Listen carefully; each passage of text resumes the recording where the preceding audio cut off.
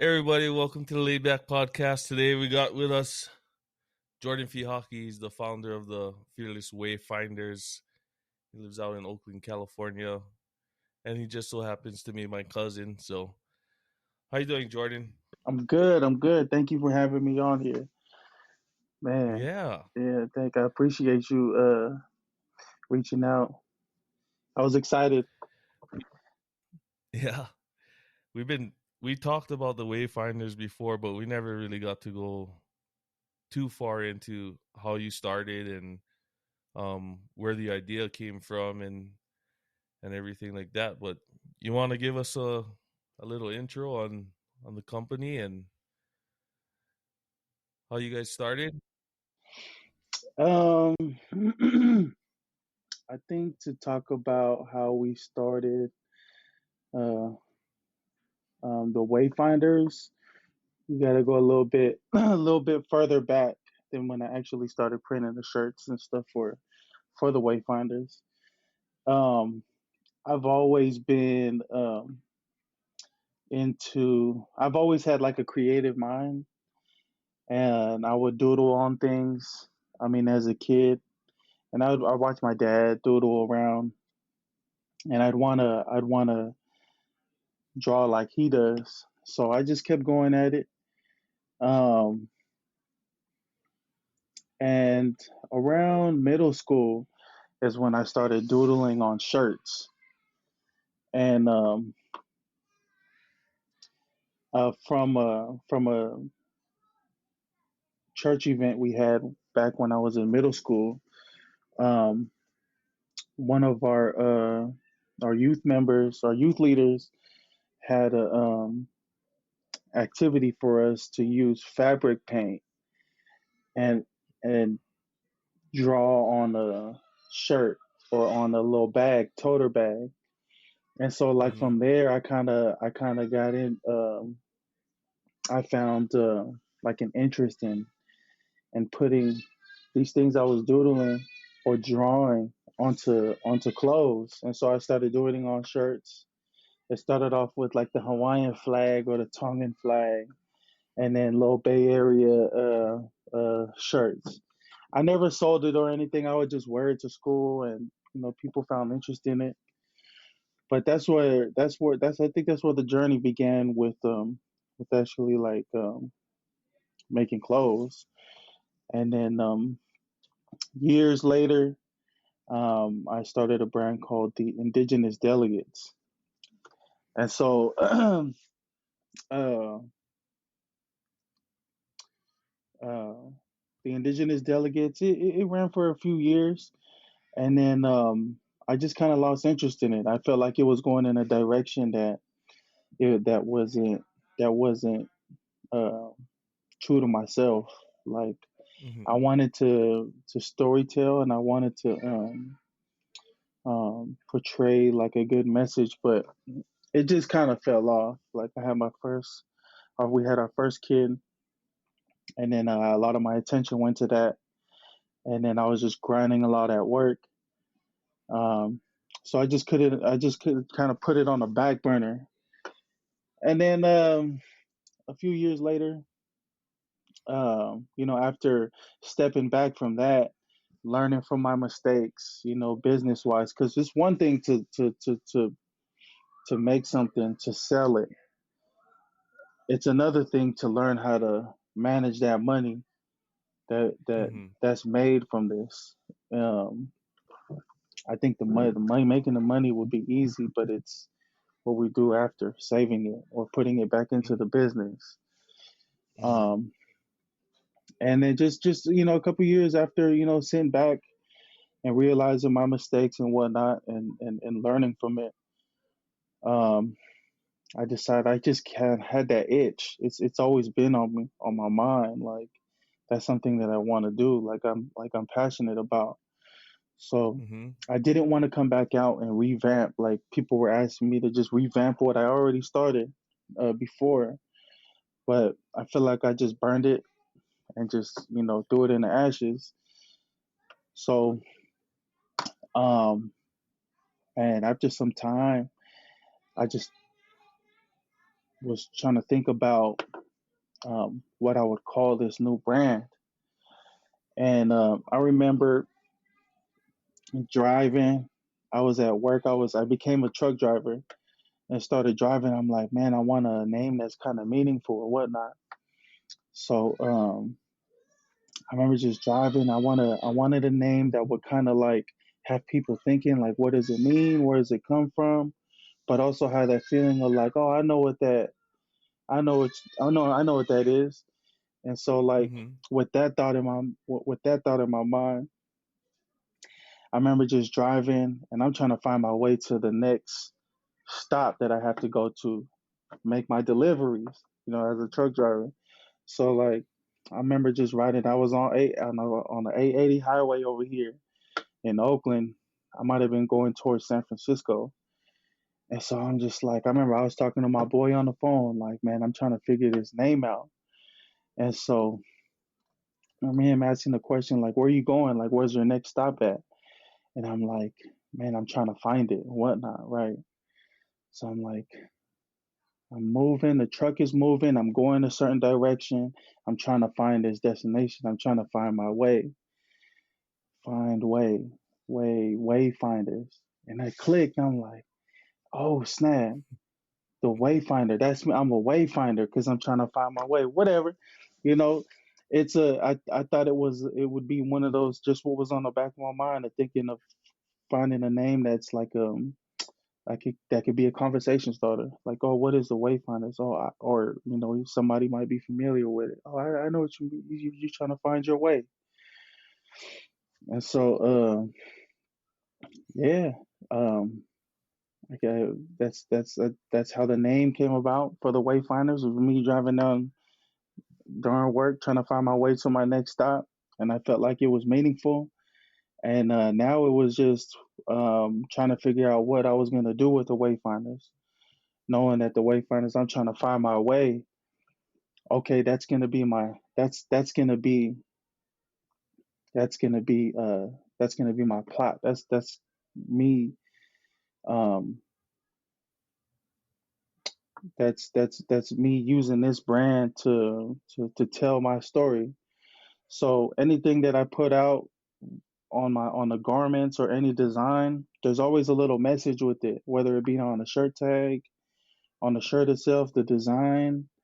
But there's some part of it that's gonna tell a story. So Mm-hmm. whatever lessons I learned in life, that's what I'm putting it into this. So like it's actually coming from the heart. Like it's something I feel wholeheartedly about. Like nothing is fake about it. I feel like it's a total uh, um 180 turn from the indigenous delegates. Like this is something I actually Mm-hmm. feel um, that is it's Connected coming with. from someplace real. Yeah. So like Mm-hmm. if it's something that somebody's gonna connect with, then cool. If it's not, then man, at least I put my story and my lessons into this garment. Like I'm satisfied with that. If I could reach one person, that's cool. They don't have to be a Yeah. million. That's the goal. Like I'd love to get it around to get it to the whole world. Um, because I'm not really good with my mouthpiece. Like I don't feel like I could like talk like that and like talk story. I feel like I could Mm-hmm. talk stories a lot better using the medium of clothes. Like I could just put it into Mm-hmm. that. So that's pretty much how like the Wayfinders came about. And then finding the name. Um, but yeah, I'm using the brand to tell a story. Um, with the lessons that I've learned in life. Yeah, and I see it too. And one of the models you always use is "Only us stop us." And like, what does that mean to you? Yeah, so growing up, I just felt like I was always in like a fight or flight mode, uh, always on survival. And so, not like I'm getting shot at or getting attacked, but I felt like the struggles that I went through growing up, I kind of, for a lot of my younger years, I wasn't taking responsibility. I put the blame on others. So, like, whatever it may be, like, there's one that pops out like, I could have went and played D1. I could have played for the University of Utah. Recruiters came and talked to my high school coach, and so like I didn't get recruited, whatever. I go, I end up going to the University of Utah. Then I go talk to a recruiter, one of the recruiters and coaches at the time. Was actually the head coach for BYU now. And I talked to him. And he was like, "I know who you are." He was like, "Did your coach talk to you?" Right. So at this time, I'm like, "Wait, what do you mean? Did my coach talk to me?" He's like, "Yeah, I came, and it like we've met before while you were in school, but I couldn't really talk about like why I was there and whatnot. But your coach was supposed to, whatever, whatever."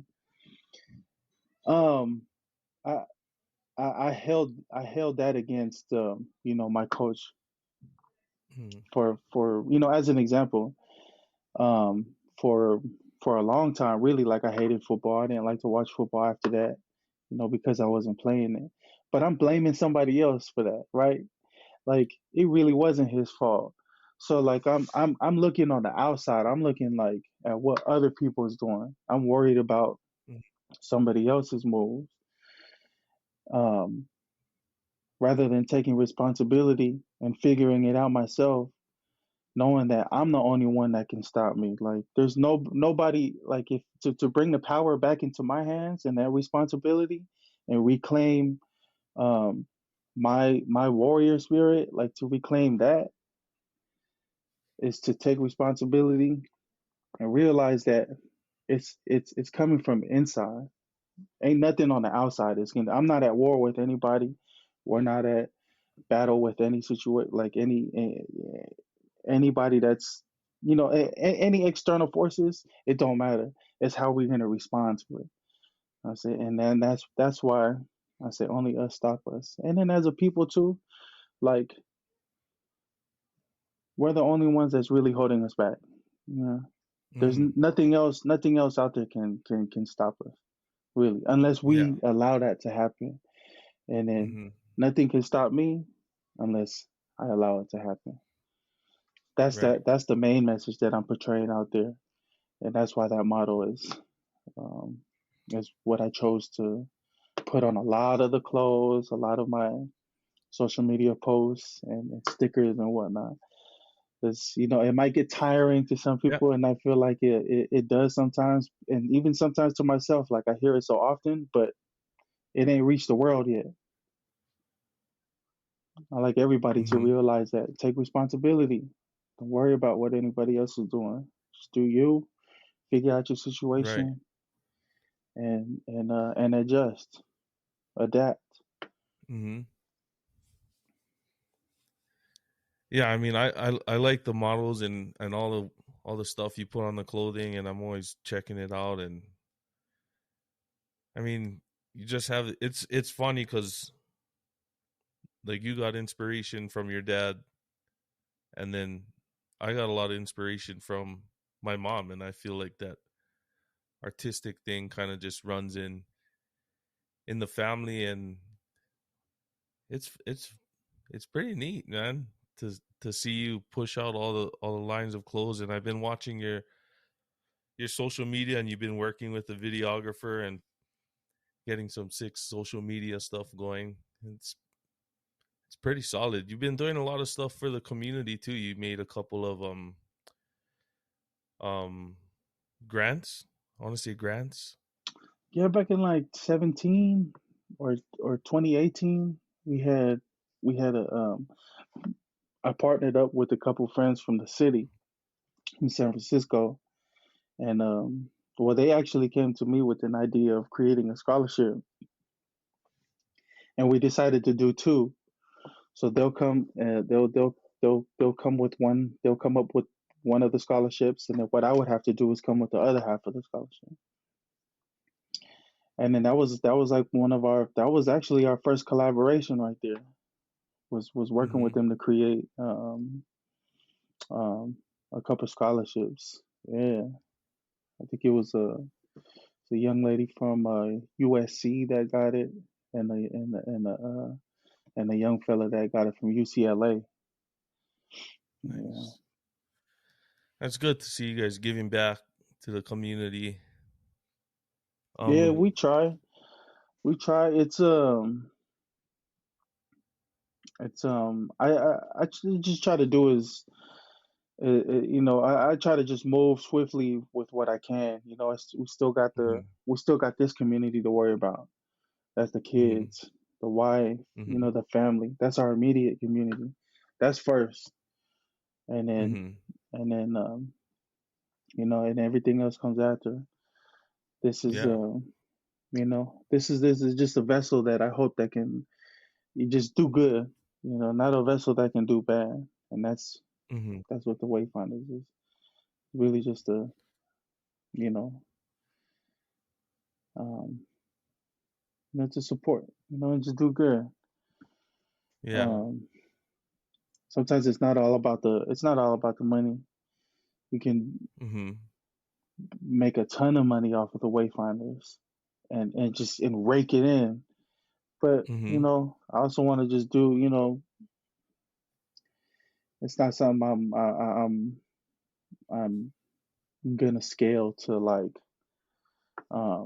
not that I have any plans to scale to you know Macy's or Mhm. just the stores.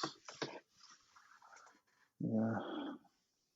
A lot of people say, "Hey, why don't you drop it? Why don't you drop this? You keep selling out. Like, hey, you keep missing the drops. It could just keep hitting them, hitting them, hitting them, hitting them. But I do what I can. I'm not gonna let it Yeah. burn me out. I'm never gonna let the brand burn me out. It's Mhm. uh, it's the family first, and then the wayfinders. Yeah.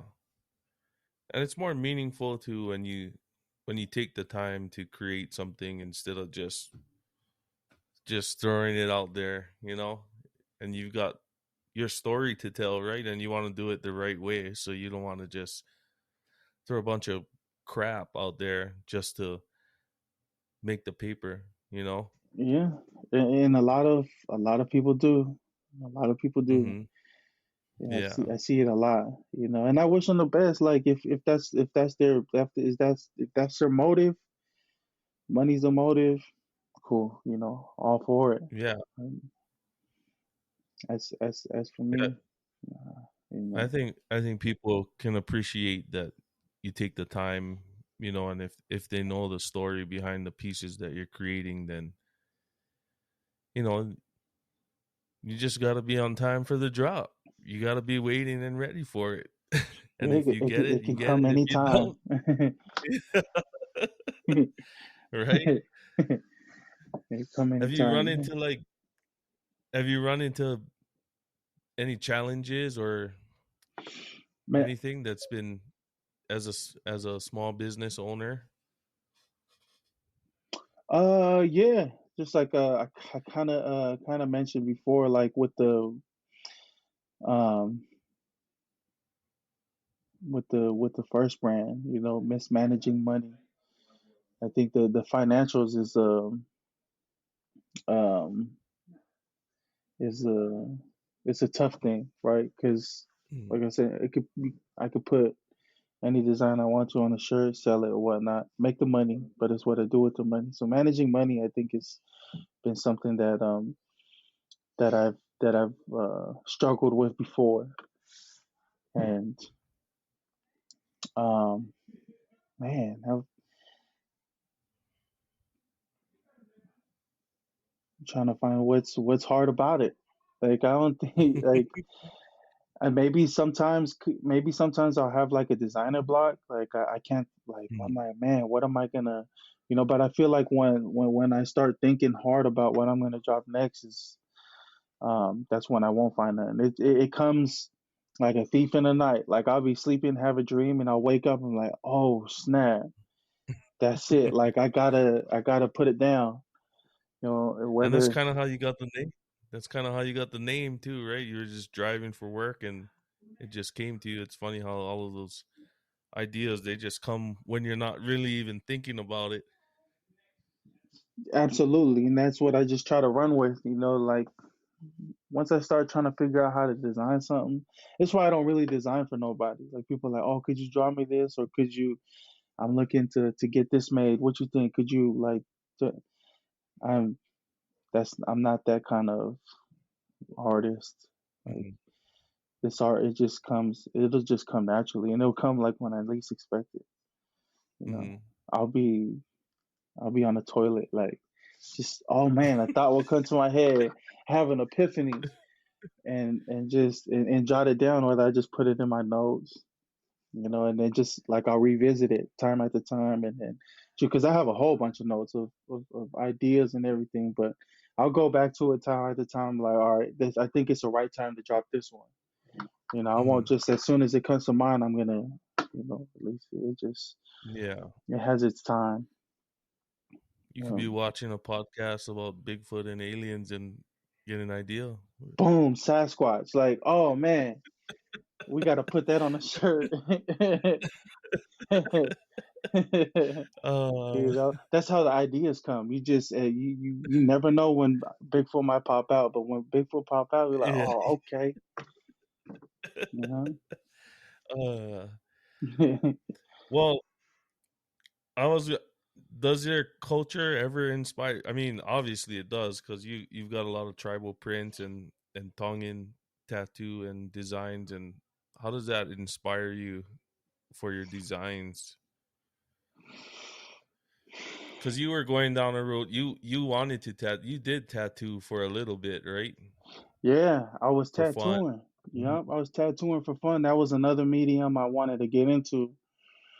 Mhm. I started when I was living out there in Utah. I remember grabbing a tattoo machine from a smoke shop on the corner Mhm. of the street. It was like $45 or something, and I still have that tattoo machine. I still Nice. got it. Yeah, I kept it. I just everywhere I go, I say I won't ever tattoo again, but I'm gonna keep it. All right. If they ever make a museum of me one day, they'll have this tattoo machine in that museum. But yeah, I got into tattooing for a little bit. And then I was doing tattooing. I was still doing clothing. I wasn't selling it. It wasn't a business yet. It was just something I was doing as like just whatever. It piqued my interest, so I stuck with it rather than just drawing in a notebook or in a on an art pad. Um, I came back from Utah, right, and you know, I came back out to California. I didn't know I was gonna stay. I came back in 2011, and then I just felt like knowing that I now, figuring that, what, I think I'm gonna just stay out here. I ain't gonna go back to Utah. I left everything but my tattoo machine. I came out here with like a bag of my clothes, gave my car away, all my other stuff, and uh, I felt like moving back out here, I needed I felt like I had a clean slate now. So I got to figure out what Mhm. I'm gonna do for the rest of my life. This is before the kids and whatnot. I'm still young, maybe like 21, 22. Mhm. Um, like trying to figure it out because I'm starting to see some of my older cousins um, uh, that I look up to. Like they came from the islands in '99, and these guys are just flying by me. You know what I'm saying? Like as far as like being successful in the workplace and getting their education on. Like I'm over here. I have the privilege of being from America, being out here, and they're coming out here, you know, and just flying by me. And so I use that as motivation. Like man, if they can do this, like I gotta be able to match that energy. So the cousins I look up to, so yeah, I just use that as motivation. My uncle that stays out here, he kind of took me under his wing and just and motivated me and gave me a whole bunch of lessons. and just told me like, hey, it's time to figure it out. Like whatever you were doing out there in Utah, whatever you were doing before, that's the old you. And Mm-hmm. then um, I kind of took a far pivot from tattooing, but I'm gonna come right back to it. So um, so coming back out here, trying to figure out what I was gonna do. I had a student loan on my hand, a bunch of like other little like traffic tickets that I had to take care of, a bunch of like court stuff. And so I'm like coming out here, and because of those court stuff and traffic tickets and whatnot, my license was messed up. So I had a bad Mm-hmm. record. So trying to find a job out here was damn near impossible.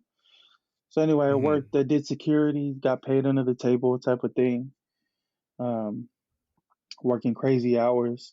Um, I ended up I ended up getting into he was a brother-in-law at the time. He was a fisherman. And I asked him, I said, hey, put a good word for me, and let me get into that fishing life like you are, because you talk about the money you make, whatever. So eventually, like a year later, I got a call back from that fishing company to go out to Alaska and fish. So before I went out there, I said, okay, um, I think this is gonna help me like get the money I needed, pay off whatever loans I had, student loans, court fees, fines, and whatnot. So whatever debt I was in, I went out fishing. I came back and paid it all off, and then from there, I felt like I had like a clean canvas, and it was just ready for me to draw on it. And Mm-hmm. so there I had two options that I gave myself. Is either I was gonna tattoo, or I was gonna make clothes. And I said, you know what? It's time to put this tattoo machine away. Tucked it away. Went back fishing. Came back. A little bit of money.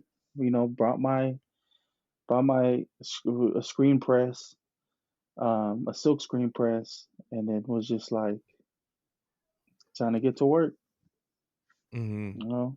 And so that's where tattooing was short lived in my life, and I,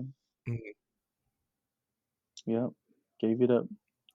So yeah, I had those two options: tattoo or clothes. I chose clothes.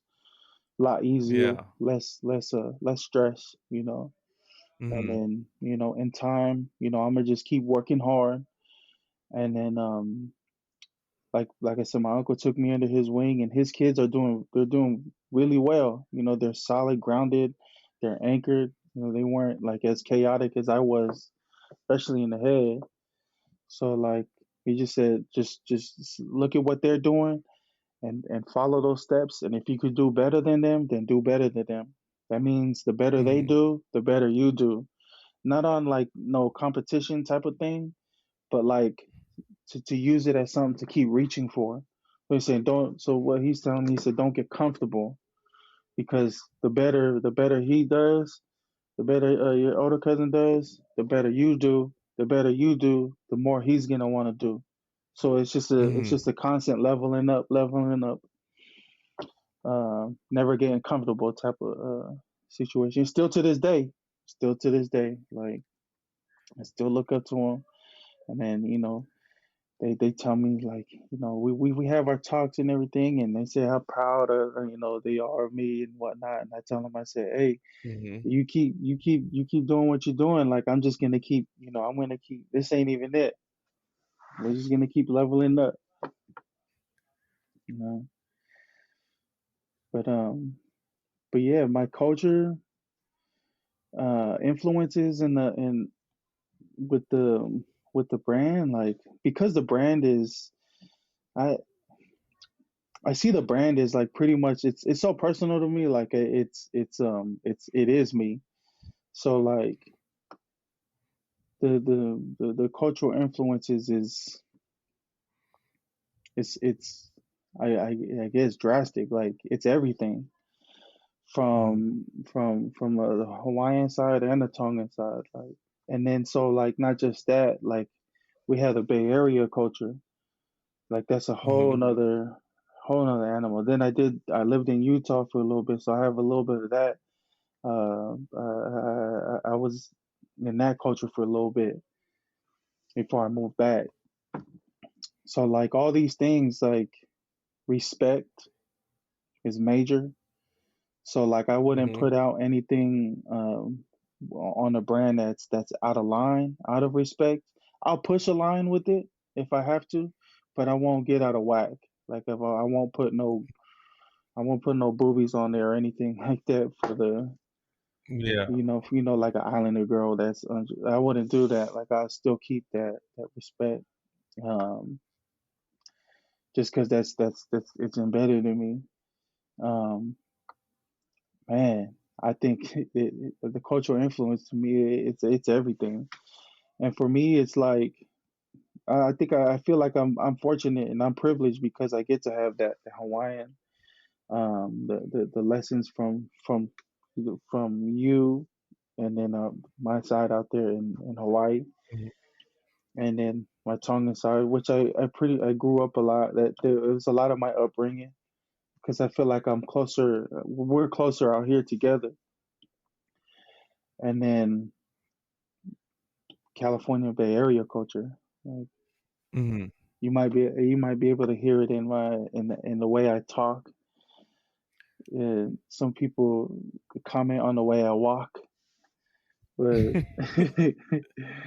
um, but man, I'm really trying to think of like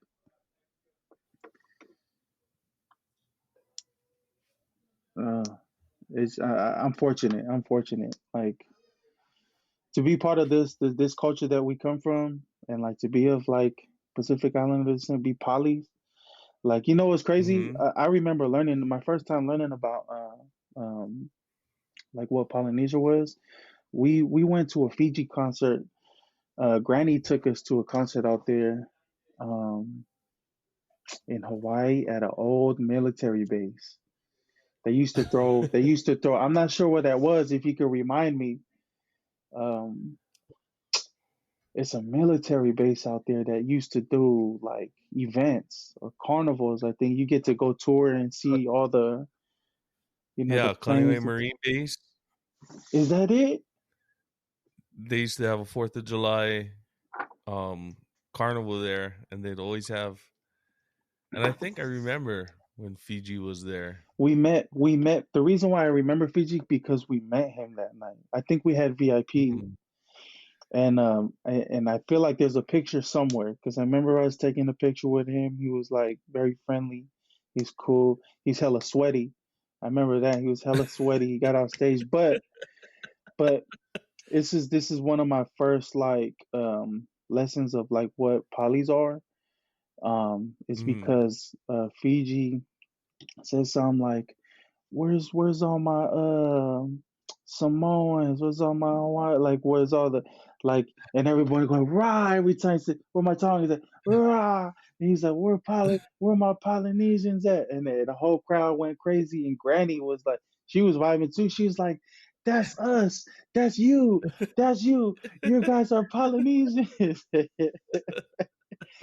And then it stuck Uh with me. And that was my first lesson on what a Polynesian was just her telling us like, yeah, that's you guys. That's you guys. And then and we met Fiji and then man, that's do you have like a target audience as far as the brand, or you're just whoever you can tell your story to, and they can understand what you're trying to get across? Pretty much, it's not specified to a certain genre of people. yeah, I think I naturally come off more interesting to like our Pacific Islanders. Um that's like my main audience naturally. And I just stick with it. Mhm. I don't I'm not doing I don't really fall into the whole market research thing of like finding like Yeah. who I'm gonna target and what sometimes what age like I look at which age I'm really more that's purchasing for me or that's like Yeah. viewing the stories, or the little thing that IG has. It'll tell you like, all right, like this is the amount of women that like this post, or a man, or Mm-hmm. the the data that IG gives. But other than that, like I Yeah. don't really look into it that much. So it's kind of a half and half. Do you stay up with the are the fashion trends always moving in California, in Oakland especially, or it's kind of like they've got their style? Yeah, fashion moves so fast. Mm-hmm. Um, it's yeah, it moves so fast. Like I don't try to get into it too much of Yeah. trying to follow or trying to hop on a trend. That's another thing too. Like as long as we follow a trend, we're just gonna keep following. We'll always be behind. Yeah. If we're following, we're, Mm-hmm. we're always behind it. So my thing is, I'm a little bit like I try to keep up with what's going on, what's out there, and whatnot. Mm-hmm. I think if I was much more into the trendy thing, I'd start getting a lot more younger audience. My audience right Yeah. now is around like 18 to like 40. So Mm-hmm. that, that's that's what IG told me. IG told me, yeah, your people is around 18 to 45. No, I don't even think it's 18. It might be like 20, 24 or something like that. To about 45, age 45. Yeah. So like that's because I don't like. I think the younger the trends will always be for like the younger crew, like the younger Mm-hmm. ages. But naturally, it's not really you know my thing. I mean, I do Yeah, want because to be fashionable, or still do want to mm-hmm. pique people's interest, but being Mm-hmm. different is a lot more it's what flows a little bit more with me. I'm not worried about the whole market. Like I got to keep up with the trends. That's one of the reasons why I did the vintage polos. Mm-hmm. I did the vintage polo rugbies for the Tonga rugby team. Um, was to was to bring it back. Not bring Yeah. back the trend, but to bring back like a time in our lives where polos Mm-hmm. were more of a like a fashion. It's a fashion statement, but anytime you wear a polo, like you could wear a polo anywhere. You wear that polo to Yeah. a wedding. You could wear it to work. You could. Mm-hmm. Yeah, it's versatile. No, if you're just following the trends, you're gonna look the same as everybody else, you know? And I like that you break away and you stick true to yourself and you do your own style and you stand out because you're not following the same thing that everybody's doing, you know? And you can only do so much of it. It's I see it so much now where everybody does the same thing, you know? And I always talk with my mom about it cuz she's the same way. She doesn't want to do the same thing that everybody else is doing. She wants to break away and be the first one to do it and lead the way, you know. And somebody's gonna follow, you know. But it's it's cool to see you break away and do Yeah, your own thing. absolutely. It's Yeah. cool. Like you said, like you lead the way, someone's gonna follow. So like I'll drop something, and then you start seeing it in other places. And you're like, Mm-hmm. oh, okay. Or I start seeing other brands. Like I see a lot of brands that copy a lot of. Um, I could tell where their influence came from. Like a Yeah. lot of brands that I follow, I can see where that influence came from. I got these hats that I've dropped. I got influence too. I got influence from a hat brand out here. His brand is it's his name, Daniel Liu. Guy's a Mm-hmm. pioneer. Like he's wonderful hats, and that's where I kind of get like the inspiration of these hats, and then these next ones that I got coming up. They're being made now. After production, you're gonna see people will see the influence If they're really tapped in like that, they'll see I got influence from Daniel Lu. Yeah. Absolutely, wonderful guy. Met him, So you got dope dude, dope guy. and you got another set of hats coming out. Then are you trying Yeah, that's it. So You're giving it quick away? commercial, quick commercial. Wait, yeah, Yeah. hats coming soon. Yeah, I got some hats being made. Being made. They'll be dropping soon. Yeah, Yeah. as soon as I get them, they'll be gone for sure, for sure, for sure. Yeah. I'm one of the guys who always missed a It's drop. gonna, you won't miss this one for sure. I know All right. it. You let me It's gonna know when that's coming. And I'll need it for a big head look. because I'm rocking with like 3 snaps. Let me see. Yeah, you walking the last three. You walking in. Oh, the Look, last three. look at this. Closed. I Uh-huh. got two open, right? I Yeah. could close it all the way, and it's gonna fit right on my head. There you go. Okay, a little tight, but it's not like some of these other ones. Like Daniel Lewis has, it's kind of that's my head. The last two. Yeah. Yeah, On a these ones regular hat, I'm a I made for the for smarter the fat people. heads. Yeah, the smarter Well, people, the big brains. the big brain. Yeah, Yeah. That's always my problem with hats because I made a a bunch of hats and I could never wear my own hats because I couldn't. My big head couldn't fit it. But you do most of your artwork on an iPad, and or you do it on the computer. Or do you sketch all your work out first, and then you kind of is that your creative process? I use an iPad at the Apple Pen. I'll start going crazy on Procreate, and sometimes it might not come out Mm-hmm. how it was in the head, and then I'll just skip it, use it as like a creativity booster. You know, jot something down Mm-hmm. or draw something out, and then start another one. But I use the Yeah. iPad Procreate. Man, it's been nothing but good for me. That's how I created the shorts. All these. No, this might have been on Illustrator. So yeah, I'll use the computer to like kind of clean things up. If I After I'm done on Procreate, I'll upload it on the Illustrator on the Mm-hmm. laptop and then start cleaning things up. You know, Yeah. send it in, get ready for digital file. Um. Do you ever get like younger people kind of asking you questions and um wanting to know or showing interest in possibly doing creating a brand, doing what you do? Yeah, man, a lot. And uh,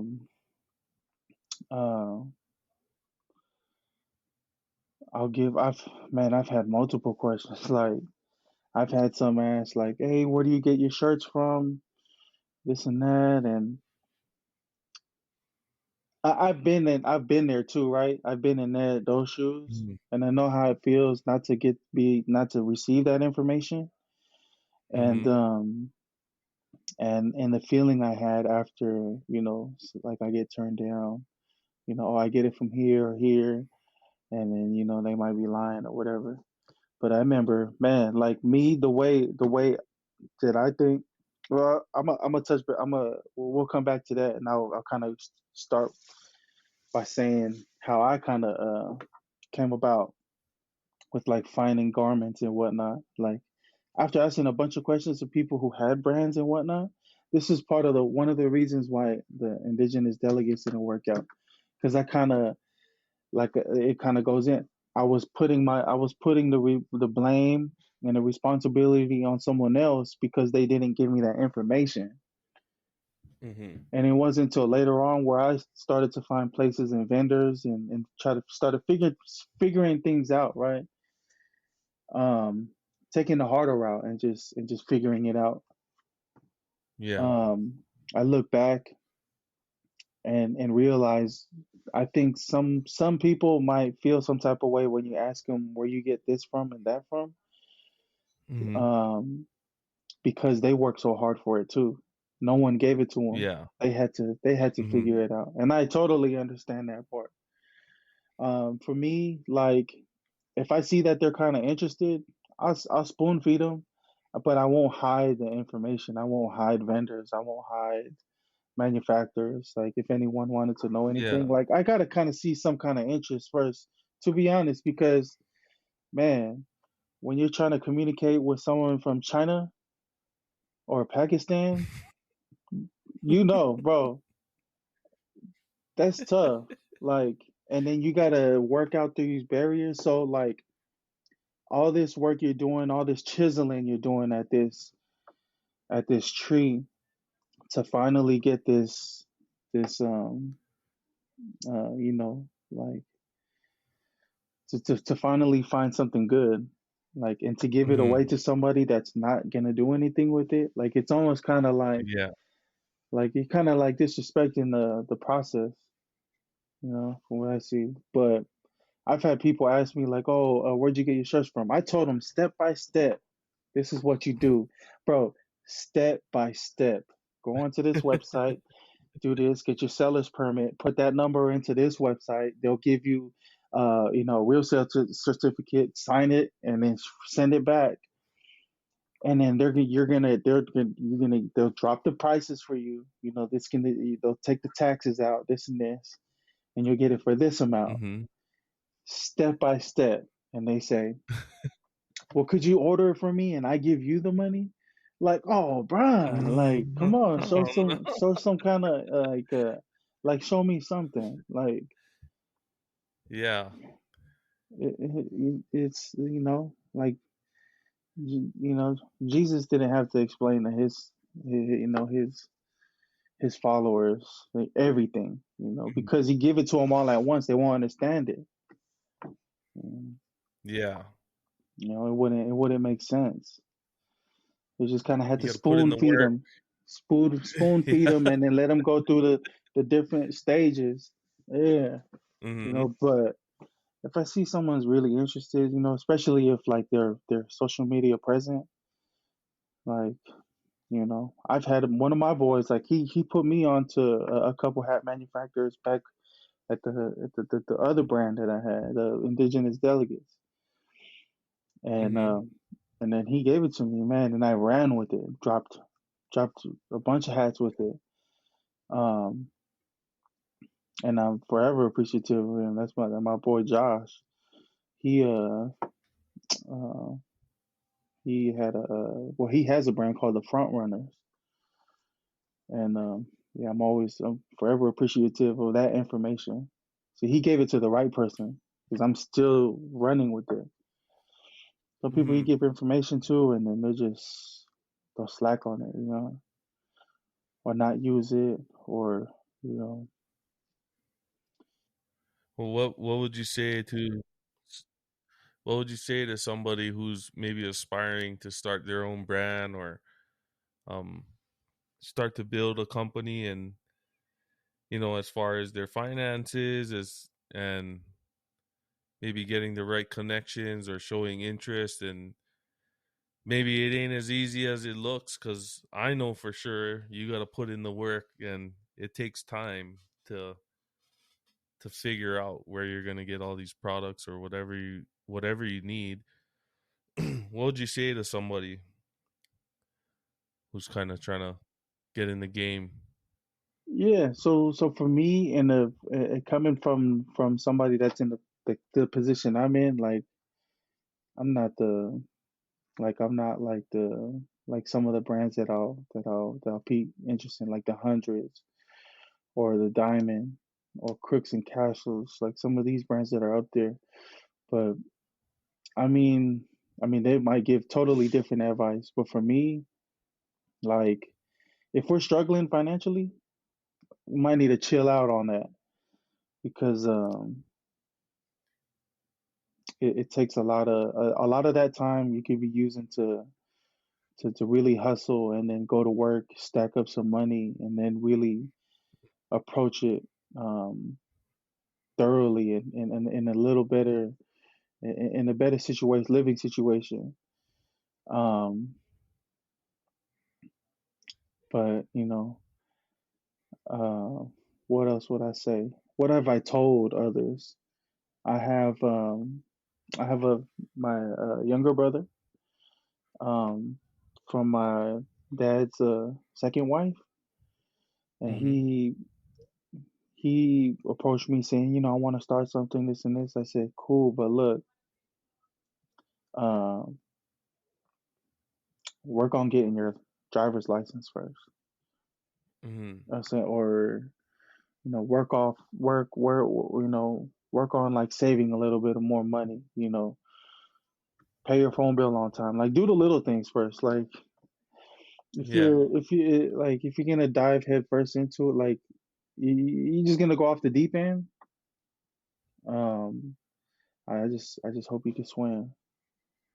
Mm-hmm.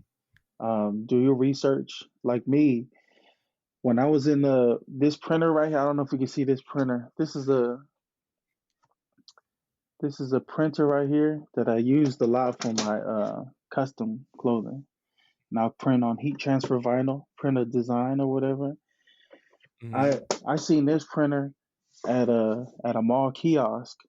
So I went to all the little mall. I went to all the malls like around my area because I Mm-hmm. was trying to find a heat press. Like I was trying to find like the right one. I was looking to see what the process was and how Mm-hmm. are these people putting designs on there.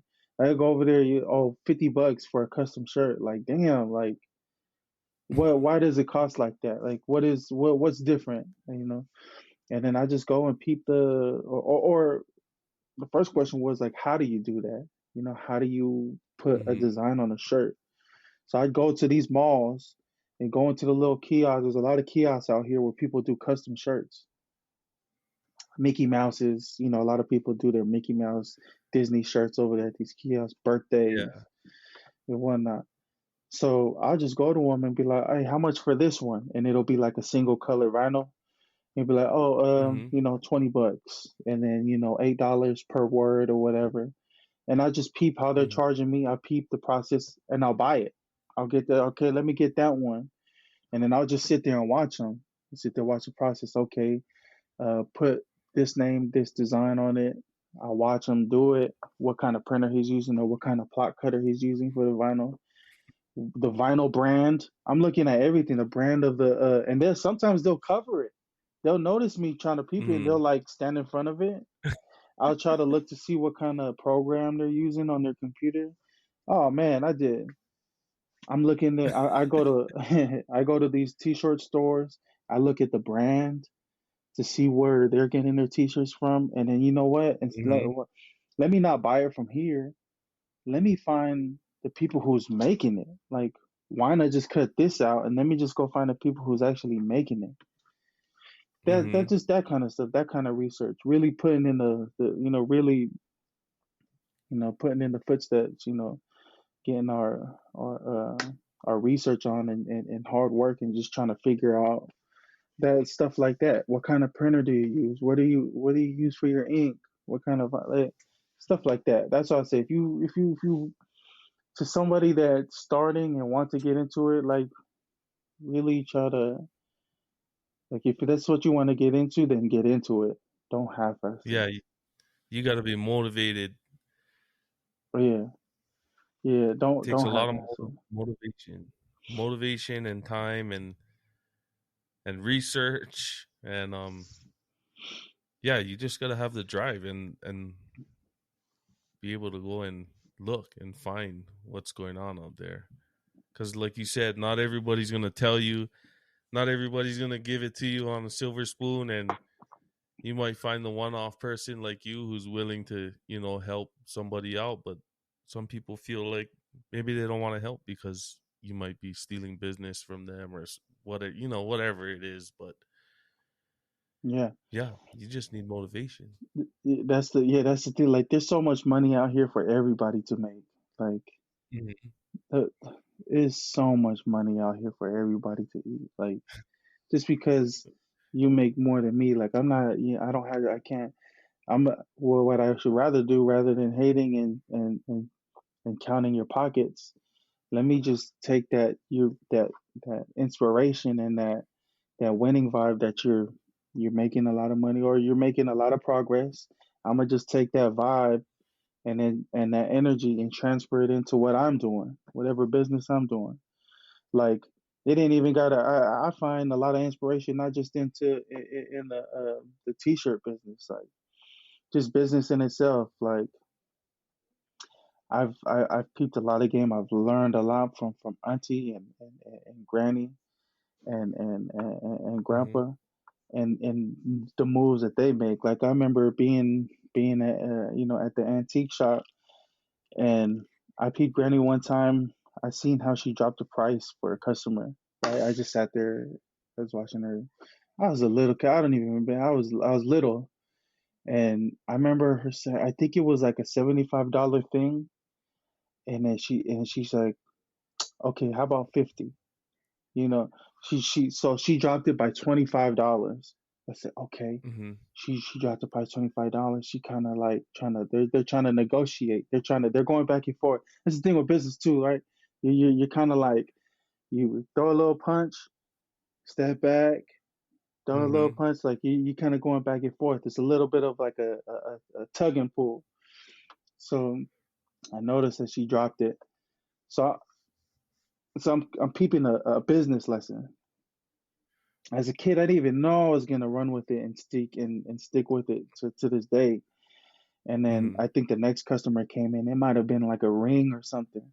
He said, "Oh, that's 50. It's $50." And the customer was like, "Is there anything you can, could you bring it down a little bit? Whatever can is that your lowest price?" I remember Granny turning towards me and she was like, "What do you think?" And then I was like, "Oh, let's drop it $25. $25." And then Granny, I remember Granny's eyes lit up. She was like, "What do you think?" And to the customer's like, "I'll take it." Man, and it was like, oh man. And that was just that's one of the influences. And if I remember Granny always telling me like numbers is important. Like Mm-hmm. numbers is you gotta if you're good with numbers, you can be good with anything. And it stuck with me. Yeah. Stuck with me. Granny always she always great games me up. I have screenshots of old messages from like it might have been MySpace or something like that, or like old Facebook.